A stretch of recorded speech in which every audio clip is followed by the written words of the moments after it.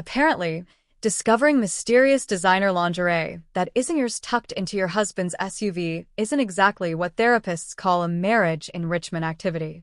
Welcome to my otherwise ordinary Tuesday afternoon, which somehow morphed into the season finale of My Husband's Secret Life, a show I never auditioned for but somehow became the unwilling lead of. My name is Nell Parker. I'm 38, and until last week, I thought I was living the suburban American dream in Scottsdale, Arizona. A nice house with a pool we could barely afford. 2 kids with soccer schedules requiring NASA-level logistics. And a husband of 12 years who I assumed was just in a midlife crisis, judging by his sudden obsession with fitness. Spoiler alert, the fitness had a name. Sienna Hartley, 29, personal trainer, size small. Let me back up and lay this disaster out in proper American Technicolor. I'm a dental hygienist, the person who shames you for skipping floss while sticking her fingers in your mouth. My husband, Graham, is an account manager at a software company, the kind of job that demands khakis every day and griping about corporate synergy over our Costco rotisserie chicken dinners. We have 2 kids, Madison, 10, already acting 16 with her TikTok obsession, and Connor, 7, whose passion for collecting rocks and dead bugs borders on alarming.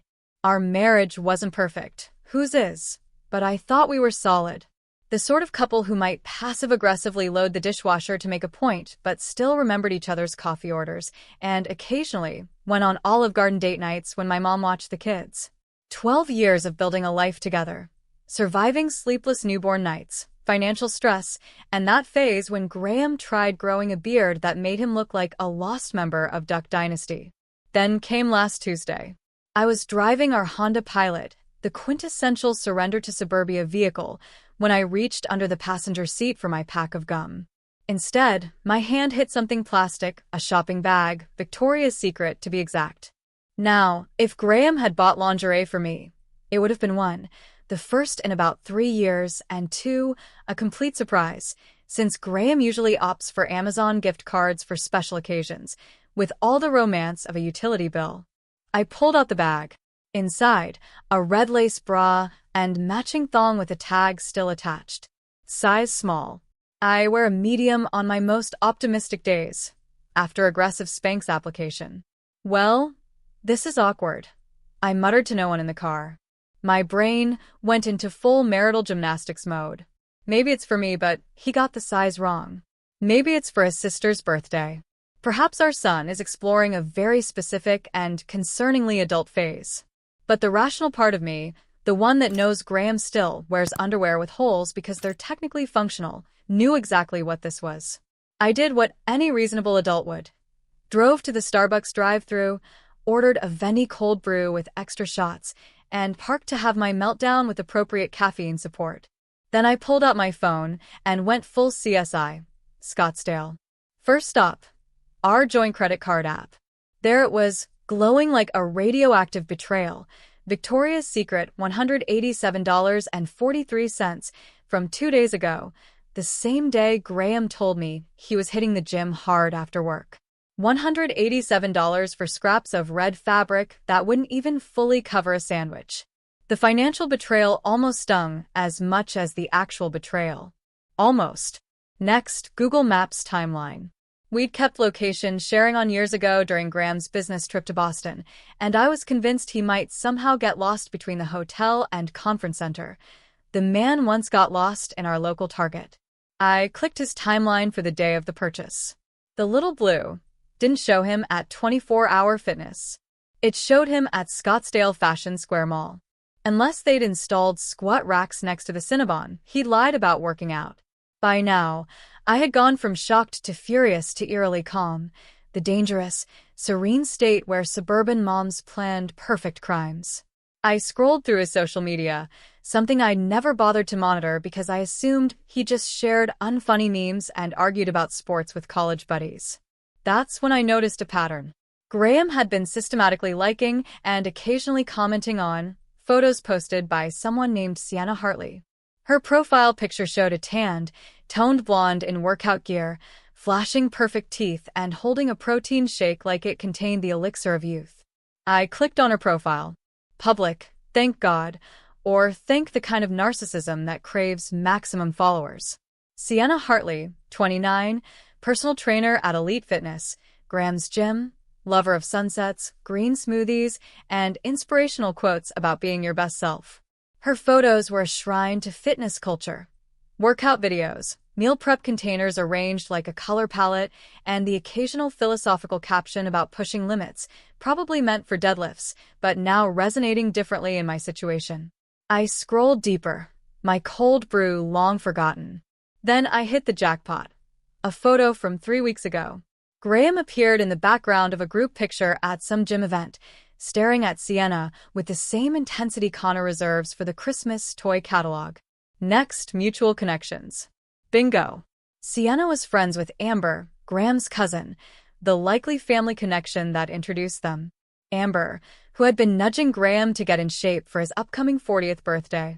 I kept scrolling through Sienna's life, displayed in perfectly filtered squares, until her most recent post stopped me cold. A photo of Thanksgiving preparations at her mother's house in Tempe.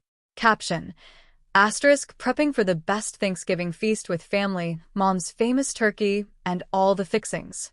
Blessed family time. Thanksgiving. I clicked the location tag and found her mother's profile.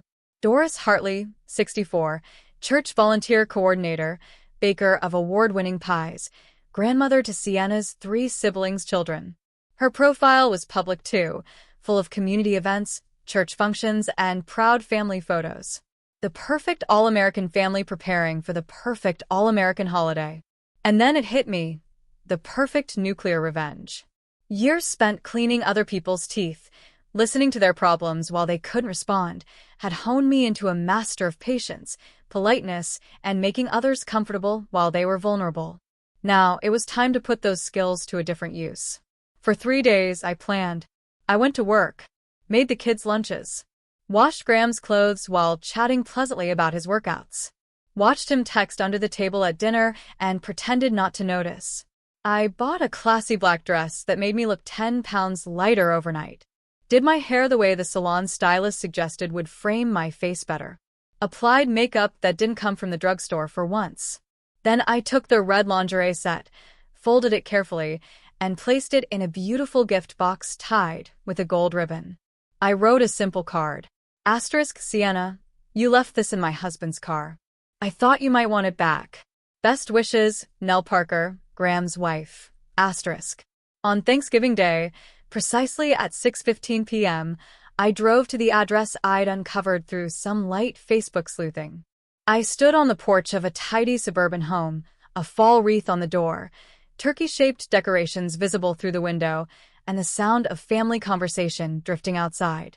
I rang the doorbell, gift box in hand, wearing my best dental hygienist smile, the one that says, "This won't hurt a bit," just before it absolutely does. The door swung open to reveal a woman in her 60s, wearing a festive turkey-themed apron and a smile that screamed, I bake cookies for the neighborhood kids. Doris Hartley, I presumed, the matriarch of this Norman Rockwell painting come to life. Hello there, she greeted warmly. Can I help you? I maintained my professional smile, the one that has seen patients swear they floss daily despite the miniature ecosystem between their teeth. Hi, Mrs. Hartley. I'm Nell Parker. I paused, letting the moment breathe like a fine wine, or in this case, like vinegar about to be thrown in someone's face. I'm so sorry to interrupt your Thanksgiving, but Sienna left something important in my husband Graham's car, and I thought it would be appropriate to return it personally. Mrs. Hartley's eyebrows lifted slightly, but her hospitality training kicked in. Oh, how thoughtful. Please come in for a moment. We're just about to serve dinner. I won't stay long, I assured her, stepping into the entryway that smelled like pumpkin pie and family traditions. I just wanted to make sure she got this. The living room opened up before me like a Thanksgiving edition of Better Homes and Gardens, a large dining table set with actual cloth napkins, not the paper ones I use for fancy dinners, and a turkey glistening on a serving platter.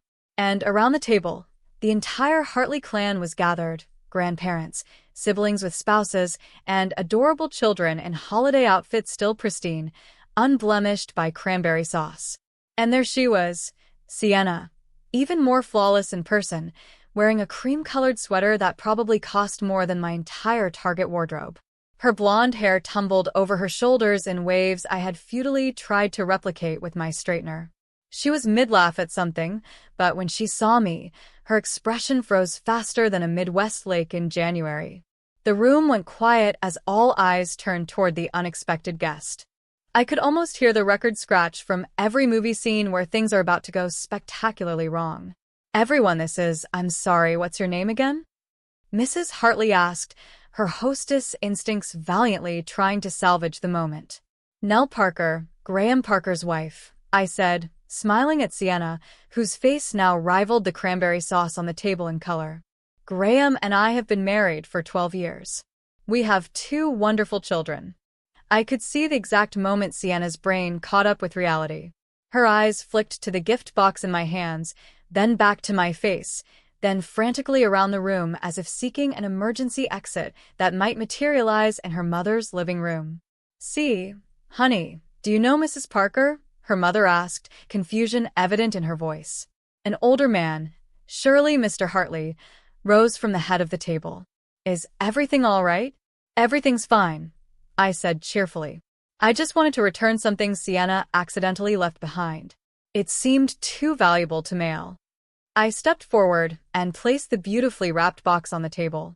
The gold ribbon glimmered under the chandelier like a beacon of impending doom. "It's from Victoria's Secret," I added helpfully. "I believe it cost $187.43. My husband's credit card statement was very specific." The silence that followed was so complete you could practically hear the pie cooling on the windowsill. Sienna looked as though she might dissolve into the hardwood floor, a fitness instructor suddenly unable to engage her core enough to remain upright. "I don't understand," Mrs. Hartley said, looking between me and her daughter. "Sienna, what is this about?" Sienna's brother, who looked about my age, started to piece it together. His wife whispered in his ear, and his eyes widened. "Open it," I suggested gently to Mrs. Hartley. I think Sienna would want her things back. Like a woman in a trance, Mrs. Hartley untied the gold ribbon and lifted the lid. The red lace lingerie set lay there in all its scandalous glory, the size small tag clearly visible, along with my handwritten note. Mrs. Hartley's hand flew to her mouth. "Oh my word!" Mr. Hartley leaned over to see what had caused his wife's distress, then straightened so quickly I half expected him to grab something. His face flushed a deep red, not with embarrassment, but with the righteous anger of a father discovering that his daughter was not the angel he thought she was. "Sienna Elizabeth Hartley," he thundered in the voice I imagined he used during Sunday school lessons. "What is the meaning of this?" Sienna finally found her voice, though it came out as a strangled whisper. "Daddy, I can explain." "Explain why another woman's husband bought you." "Undergarments?" her mother cut in, the word pronounced as though it were a particularly vulgar profanity. Sienna's sister-in-law, a woman with a practical bob and judgment in her eyes, pulled her 2 small children closer, shielding them from the moral calamity unfolding at the Thanksgiving table. "Maybe I should go," Sienna's brother's teenage daughter whispered, clearly delighted by the drama, already pulling out her phone. I could practically see the family group chat notifications blowing up across Tempe. "No one is going anywhere until we get to the bottom of this," Mr. Hartley declared. I decided this was my moment to sprinkle just a bit more chaos. "Oh, I should mention, Graham told me he was at the gym when he bought these. Apparently, leg day now includes a stop at Victoria's Secret. Fascinating workout routine." Mrs. Hartley turned to her daughter, tears welling in her eyes. "Is this true? Are you involved with a married man with children?" The grandparents whispered frantically among themselves, while Sienna's other brother suddenly became very interested in his mashed potatoes, sculpting them into a mountain to avoid eye contact. "How could you?" Mrs. Hartley continued, her voice rising. "After all, we taught you about faith and family values. I'm the chairwoman of the church's marriage ministry, for heaven's sake." The irony was richer than the gravy boat that had just been passed around the table moments before my arrival. Sienna finally managed to speak, her voice trembling. "Mom, Dad, this isn't how it looks. It looks like my husband bought you expensive lingerie while telling me he was working out. I interjected helpfully. Also, I added, he charged it to our family credit card. The one we use for our children's expenses. Madison needs braces next year, so every little bit helps. Sienna's youngest niece, no more than 6, chose that moment to ask in a piercing voice, Auntie Sienna, why did someone else's husband buy you underwear? And that's when Sienna's sister spat out her wine in a spectacular spray across the white tablecloth, creating a pattern that looked remarkably like the map of a life imploding. Children, go to the living room, Mr. Hartley commanded, and the younger ones were ushered away by a teenage cousin clearly reveling in the best Thanksgiving of her life. I checked my watch. 7 minutes. 7 minutes to dismantle the Hartley family Thanksgiving, Sienna's reputation, and possibly her relationship with her parents. Faster than it takes to microwave a TV dinner. Well, I should be going, I said pleasantly, as if I'd merely dropped off a casserole. My children are waiting at home. Our children. Graham's and mine. Wait, Mrs. Hartley said suddenly, remembering her manners even amid the chaos. How did you know where to find us? I smiled the smile I reserve for patients just before telling them they need a root canal. Sienna posts everything on Instagram. Your Thanksgiving prep, your address, the exact time dinner would be served. She's very thorough with her social media, almost as thorough as she was with my husband. With that parting shot, I turned to leave, the sounds of family discord erupting behind me like a long-dormant volcano. As I walked to my car, I could hear Mr. Hartley's booming voice through the still-open front door. Asterisk, in my house on Thanksgiving, the Lord is testing me. Asterisk. The Honda Pilot felt different as I drove away from the Hartley family meltdown. Lighter somehow, as if the weight of humiliation I had delivered had physically lifted the SUV a few inches off the road. I cranked up Kelly Clarkson Stronger to a volume that would have made Madison roll her eyes and Connor cover his ears. But they weren't with me. They were at my mother's house, blissfully unaware that their father was currently starring in the suburban version of every country song about cheating. I dropped them off earlier, claiming that Mommy and Daddy needed some grown-up time. My mother had winked and said something about keeping the spark alive. If only she knew the kind of spark I was planning, the kind that burns entire lives to the ground. Halfway home, my phone erupted with notifications. Graham calling, Graham texting. Graham apparently realizing his secret wasn't so secret anymore. I connected the Bluetooth and let his panicked voice fill the car. Nell, where are you? I just got like 15 texts from Sienna. What did you do?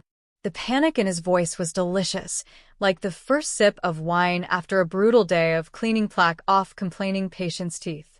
Hi, honey, I replied, sugary sweet. How's your Thanksgiving going? Did you enjoy your workout today? Nell, what did you do? Each word landed like a stone dropped into a very deep well.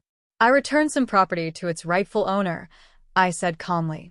Victoria's Secret has a no-return policy on underwear. Hygiene concerns, you know. I paused at a red light, checking my reflection in the rearview mirror. I looked good. Really good. By the way, I added, Sienna's mom makes an impressive turkey. The little bit I saw before, everything went to pieces. Anyway, you went to her parents' house. His voice hit a pitch I'd only heard once, when he found a spider in the shower and screamed like he was auditioning for a horror film. You should call her, I suggested helpfully. She might need emotional support right now. Her father looked like he might have a coronary, and her mother was questioning every parenting decision she had ever made. The Thanksgiving table conversation had shifted from gravy to why is my daughter a homewrecker? I'm coming home now. The phone went dead. Perfect. Exactly as planned. I pulled into our driveway and hurried inside. I had maybe 20 minutes before Graham would arrive, and I needed to be ready. This was just Act 2 of my carefully orchestrated revenge symphony. While waiting, I decided to check Sienna's Instagram. Her last post from that morning showed her perfect manicure against a pumpkin pie, captioned, asterisk, thankful for new beginnings. Boss, blessed, dustier, family first. Asterisk, the irony was thick enough to spread on toast. Then my phone pinged with a text from an unfamiliar number. Asterisk, this is Amber, Graham's cousin. I just heard what happened from Sienna. I'm so sorry. I had no idea she was seeing Graham. I thought they just knew each other from the gym. Call me if you need anything. Asterisk. Interesting. Amber hadn't been the matchmaker after all. She was just collateral damage in Graham's web of lies. I saved her number. Having allies in the family might prove useful. My phone buzzed again, this time a text from one of the dental assistants at my practice. Asterisk OMG Nell. Sienna Hartley just set her Instagram to private. Everyone's talking about what happened at Thanksgiving dinner. Tracy's sister-in-law is neighbors with Sienna's cousin and heard everything. Call me. Asterisk. Small towns masquerading as cities. Got to love them. Scottsdale's gossip network moved faster than our internet connection. I heard Graham's car pull into the driveway. Showtime. When he burst through the door, he looked like he'd aged 5 years in the last hour. His face was flushed, his hair disheveled, and he was still wearing the festive sweater his mother had given him last Christmas that made him look like a walking candy cane ad. Have you lost your mind? He hissed, closing the door behind him and glancing at the bay windows to make sure the neighbors weren't witnessing his meltdown. Interesting choice of opening line, I replied calmly, sipping the tea I'd made while waiting. I had been expecting maybe, I'm sorry for betraying our marriage, or please forgive me for buying another woman lingerie with our family credit card. But sure, let's go with asterisk, have you lost your mind? Asterisk, very original. You humiliated Sienna in front of her entire family on Thanksgiving. I set my tea down with exaggerated care. Fascinating that your first concern is her embarrassment, not, say, the fact that you've been cheating on your wife of 12 years and the mother of your children. Graham ran his hands through his hair, a nervous habit from college that appeared whenever he was caught in a lie, like the time he claimed he'd been studying while actually at a bar watching the Super Bowl. It's not what you think, he stammered. Really, because I think you've been sleeping with your 29-year-old personal trainer while telling me you're getting in shape for your 40th birthday. I think you charged lingerie for her on our family credit card, the same card we use for Connor's asthma medication.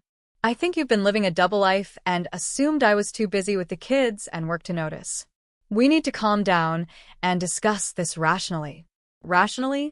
You want rational? Okay. I stood and walked to our home office. Graham followed, confusion etched across his face like the spreadsheets he was always working on. I opened my laptop and turned it toward him.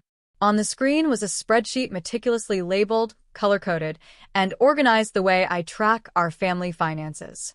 But this wasn't our budget. This was something else entirely. What am I looking at? He asked, squinting at the screen. This, dear Graham, is what I like to call Exhibit A for our divorce proceedings, I said, smiling pleasantly. It was a comprehensive record of his affair with Sienna, timestamps, locations, credit card charges, and discrepancies between his stories about where he was and where his phone's location data showed him to be. His face went from flushed to pale faster than our property taxes increased last year. You've been tracking me? No, you've been tracking yourself. Your Google timeline, our shared credit card app, your very public Instagram likes on Sienna's photos, the gym check-ins that mysteriously align with her personal training schedule posted online. I just connected the very obvious dots. I scrolled through the spreadsheet. Did you know you haven't actually been to a real gym workout in approximately 6 weeks? Yet somehow you've spent $340 at the juice bar there. Must be very thirsty work, watching Sienna demonstrate squats. This is an invasion of privacy, he sputtered, the indignation of the guilty flooding his voice. I laughed. Actually laughed. And it felt wonderful. Privacy in a marriage? That's rich coming from the man who once insisted we share our email passwords because couples shouldn't have secrets. Remember that? Right after I found those messages from your college ex-girlfriend, and you swore it was just catching up. Graham collapsed into our office chair, the reality of his situation finally sinking in. What do you want now?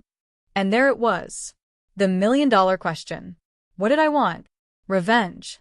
Yes. And I'd gotten the first taste of it at the Hartley household. But that was just the appetizer. I wanted the main course. I want you to look at the second tab of that spreadsheet, I said quietly. He clicked over, and his eyes widened as he scanned the document. This is everything we own. Correct. Our assets, accounts, property, investments, everything. Notice anything interesting about the distribution column? He scrolled down, his face growing increasingly distressed. You've allocated 70% to yourself, plus primary custody of the children, the house, and the Honda Pilot, which, by the way, needs new brake pads. You might want to handle that before I take ownership. This is insane.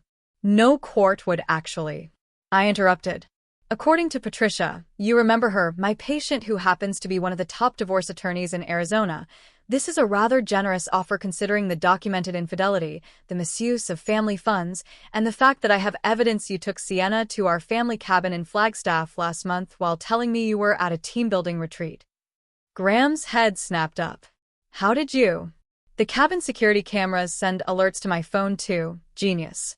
I saw you arrive with her on October 12th at 7:43 p.m. I have the footage, all of it. I hadn't actually watched more than the arrival. Some things you can't unsee, but he didn't need to know that. I made a mistake, he whispered, finally dropping the indignation act. I got caught up in she was giving me attention, making me feel young again. Save the midlife crisis explanation for your therapist, I said. Here's what's going to happen. You're going to sign these papers. I pulled a manila folder from the desk drawer. Then you're going to pack an overnight bag and stay at the Extended Stay America off the highway.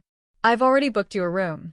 Tomorrow, you'll return at noon to explain to Madison and Connor why Daddy won't be living at home anymore. You've thought of everything, he said, a mixture of defeat and reluctant admiration in his voice. I smiled. I've had 12 years of managing our family's entire life, while you focused on your career and apparently your extracurricular activities. Planning comes naturally to me. As I watched Graham trudge upstairs to pack, I felt something unexpected. Not satisfaction, not even anger anymore, but a strange sense of calm, the kind that comes with knowing exactly who you are and what you deserve. My phone buzzed with a text from my mother. Asterisk, kids are fine. Want me to keep them overnight? Asterisk. I texted back. Asterisk, yes, please. Things are going exactly according to plan. Asterisk. The next day dawned with the pristine clarity that only follows emotional hurricanes. I'd slept better than I had in months, sprawled diagonally across our king-sized bed, a small liberty that felt revolutionary after years of sticking to my side. I woke early, made coffee, and reviewed my battle plan for the day. Graham would be returning at noon to talk to the kids, who were coming home from my mother's at 11. That gave me 3 hours to execute Phase 3, what I like to call the financial reckoning. I opened my laptop and logged into our bank accounts, investment portfolios, and retirement funds. Before Graham had left for the Extended Stay America, which, based on his expression, might as well have been called Extended Stay in Purgatory, he'd signed the papers I'd prepared, including authorization for me to make certain financial changes. First, I transferred his portion of our emergency fund, minus the cost of Madison's upcoming braces and Connor's summer asthma camp, to a new account in my name only. Next, I paid off my car and both of our credit cards from our joint savings. Then, I contacted our investment advisor to begin dividing our retirement accounts per the agreement. By 10:30, I'd effectively secured our financial future, mine and the kids. Graham would keep his 401k, and enough to start over. But the days of him controlling our family finances were officially over. Like his youth, his trustworthiness, and apparently his ability to hide lingerie properly. At 11 sharp, my mother's Subaru pulled into the driveway. I watched through the window as Madison stepped out, head down, probably texting her friends. Connor bounded out next, clutching what appeared to be a new rock for his collection. My mother followed, carrying their overnight bags and wearing her "I have opinions about your life choices" expression. "How are you holding up, honey?" she asked as soon as the kids ran upstairs to their rooms. "Surprisingly well," I answered truthfully. It's amazing how quickly 12 years of marriage can reorganize itself when you discover red lingerie that isn't yours. My mother's lips tightened. "Graham called your father this morning. That was unexpected. And your father told him he's lucky you didn't set his clothes on fire in the front yard." She smiled grimly. Then he hung up on him. Retired military fathers have a wonderful way of cutting through nonsense. Did Dad mention if Graham tried to defend himself? Apparently, he said something about a temporary lapse in judgment. And your father asked if he'd temporarily forgotten he had a wife and 2 children for the past several months. She patted my hand. Need me to stay for the talk with the kids? I shook my head. No, this is something Graham and I need to handle together. One last co-parenting moment before the new normal begins. After she left, I called the kids downstairs. Dad's coming over soon to talk to you both about some changes happening in our family. Madison looked up from her phone with sudden interest. Are we getting a pool? Tyler's family just got a pool with color-changing lights. No, not a pool, I said. I sat them both down on the couch. It's something more serious. Connor hugged his rock closer. Is Dad sick? No, sweetie. Dad's healthy physically anyway. Morally was another question entirely. The doorbell rang at exactly noon. Say what you will about Graham Parker, but the man was punctual for important meetings and apparently for affair scheduling. He looked terrible, the kind of terrible that comes from sleeping on a hotel mattress that's seen too many traveling salesmen and not enough deep cleaning. His eyes were red-rimmed, his clothes wrinkled, and he'd missed a spot shaving. Good. Come in, I said formally, as if he were a door-to-door salesman rather than the man who'd seen me give birth twice. The kids ran to him with their usual enthusiasm. For their sake, I maintained a neutral expression rather than the "your father is a walking disappointment" face I'd been practicing in the mirror. Why don't we all sit down? I suggested after the initial hugs. Dad has something important to tell you. Graham shot me a look that clearly said, I thought we were doing this together, but I returned a smile that said, asterisk, you created this mess. You can start cleaning it up, asterisk. Madison Connor, he began, his voice cracking slightly, your mom and I have decided that I am going to be living somewhere else for a while. Madison's phone dropped to her lap. A miracle in itself. Are you getting divorced? Leave it to a 10-year-old to cut straight to the point. Yes, I answered, while Graham seemed to choke on the word. We are getting divorced. Connor's lower lip trembled. But why don't you love each other anymore? Graham looked like a man facing a firing squad. Sometimes adults make mistakes, he said carefully. I made a very big mistake that hurt your mom a lot. What did you do? Madison demanded suddenly, every inch the protective daughter. Graham looked to me for help. I raised an eyebrow. You dug this hole, buddy. I wasn't honest with your mom, he admitted. I broke promises I made to her when we got married. Madison's eyes narrowed in a way that reminded me eerily of my own mother. You cheated, didn't you? Like Olivia's dad did with their babysitter. The accuracy of her assessment left Graham speechless.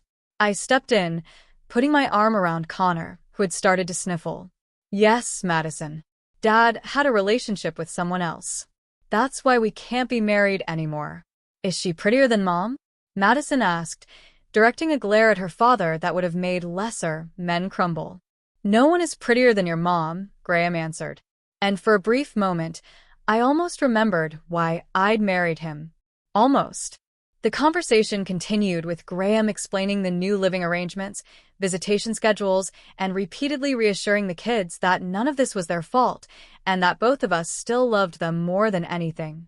After an emotionally exhausting hour, Graham left with promises to call that evening and see them the next day. Connor clung to me while Madison stomped to her room and slammed the door. A preview of the teenage years lurking just around the corner. Just as Graham was pulling out of the driveway, a sleek black BMW rolled up behind him. A woman in an impeccable pantsuit emerged, carrying a leather portfolio. Patricia Wells, divorce attorney extraordinaire and my Thursday SEC-PM dental patient for the past 6 years. Graham's face when he recognized her was worth every penny of her $400 hourly rate. He drove away with the defeated slump of a man who knew he had been outmaneuvered. Right on cue, I greeted Patricia at the door. Always, she smiled professionally. Did he sign the preliminary papers? Every page, I confirmed, leading her to the dining room where I'd set up all the documentation. Excellent. And how did the children take it? About as well as can be expected. Madison figured it out immediately. Connor's confused, but resilient. Patricia nodded. Children are surprisingly adaptable. Now, let's make sure your financial security is locked down tighter than my mother's key lime pie recipe. For the next 2 hours, we finalized documents, made calls, and cemented my position.